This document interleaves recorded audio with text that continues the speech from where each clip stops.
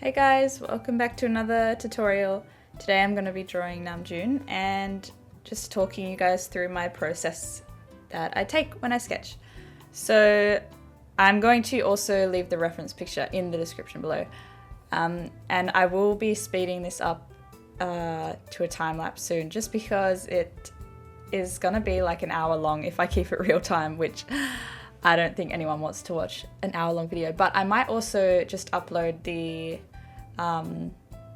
real-time version, the full hour, in a separate video just with some music or something if you guys are interested in that. Anyway, here we go. So first of all, I just sketched a like oval shape to tell me how big the face is going to be on the paper, and so I can start to sort of visualize where what the proportions are going to be like and how big the head is going to be and stuff like that. And then I just lightly drew some lines to tell me where the eyes and the nose and the mouth are going to sit. And they don't have to be super exact. You know, you can always change around things later if the proportions aren't how you want them. So I always start with the right eye. So I went in with the right eye, then the left eye, and then the nose and the mouth, and I'm just really lightly sketching those in. It doesn't have to be like a final product right now. I'm just sort of placing like a rough sketch of each of the facial features just so I can get the proportions how I like them. So I'm just placing things just to see if I like it. So I think I'm pretty happy with where everything is at the moment. So I'm just going in and refining my lines and sort of trying to capture his likeness. At this point, I spent quite a long time on the mouth, I think. I couldn't really get it right, but I think I got there in the end. And I usually, so once I have the like the facial features down and I'm happy with where I've placed them, I just go on to like the jawline, and then I always go right ear first and then left ear, and I sort of sketch like the ears and the hair and the neck like all at one time. But for the face, I definitely have like a order that I sketch them in. So yeah, it's usually right eye, left eye, nose and mouth. But I used to start with the mouth and then go nose and then do the eyes. So really, if this way doesn't work for you, like try like a different order and try starting with something different. Because I used to never start with like a face shape, but now I always start with like an oval. But everyone's different and everyone finds their own ways, which is easiest to them. So I'm just going in now, sketching in the earrings. I love adding earrings. I find it fun. I really like drawing ears for some reason.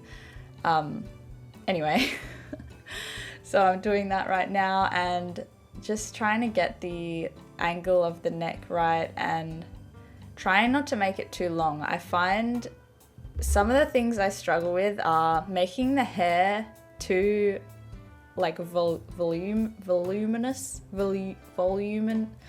Yep, making the hair too big and making the neck too long.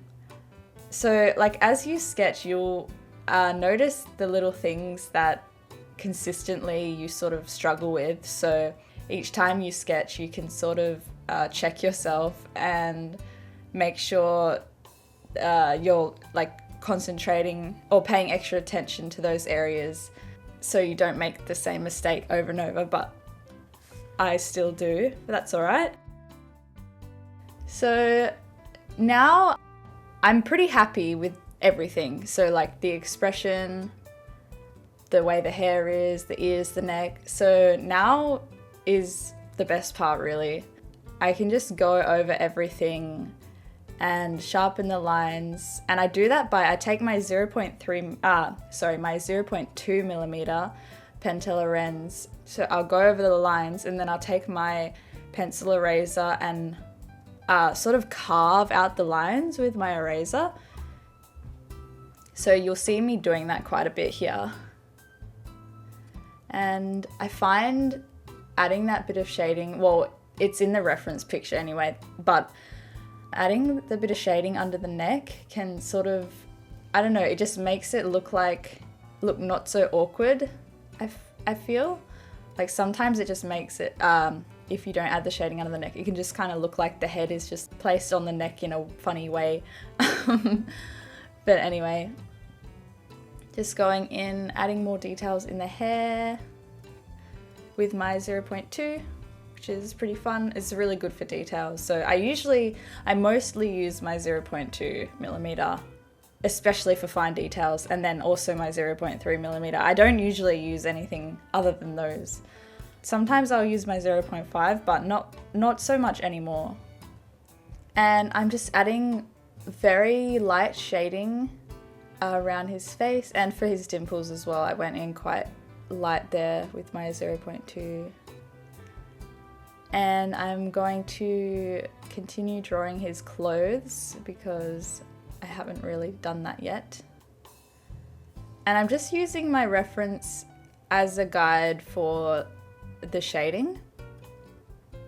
And I'm just keeping it simple. I'm not trying to blend anything too much. I'm just using like straight pencil strokes for the shading. And then I will go in for the main dark part of his clothes. I'll go in with my 0.3 to shade, I think. I'm using my, there we go. Okay, there's a 0.3. Just to, I mean, even though it's just like a fraction of a size bigger than the 0.2, you can just cover it, you can tell the difference. You can cover a bit more space with it if you're trying to fill like a large area. So that's why I use that there.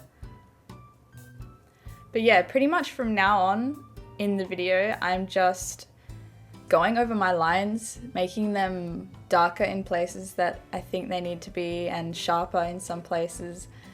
And I just go over and erase little bits and carve my lines and add shading. It's pretty much what I'm doing now into the end. Pretty much just like tweaking it until I tell myself I should probably put the pencil down. Because you guys know, you can just keep going and going and going, and you need to tell yourself to stop sometimes. Otherwise, it can get a little out of hand, and sometimes less is more. And he's pretty much done at this point. Just going over any tiny, tiny little details. You know, the ones that no one else is really gonna notice. But that's okay. But yeah, I hope you guys like this video. Like I said earlier, I probably will just, if you're interested, well, I'm not sure, but I might upload the full 1 hour, I think it's a little over 1 hour, real-time footage of this. If you guys are interested, I might make a poll on my Instagram story to see. But yeah, I hope you guys enjoyed this video. I hope it was helpful for you to see my process, and I hope it helps you in your art as well.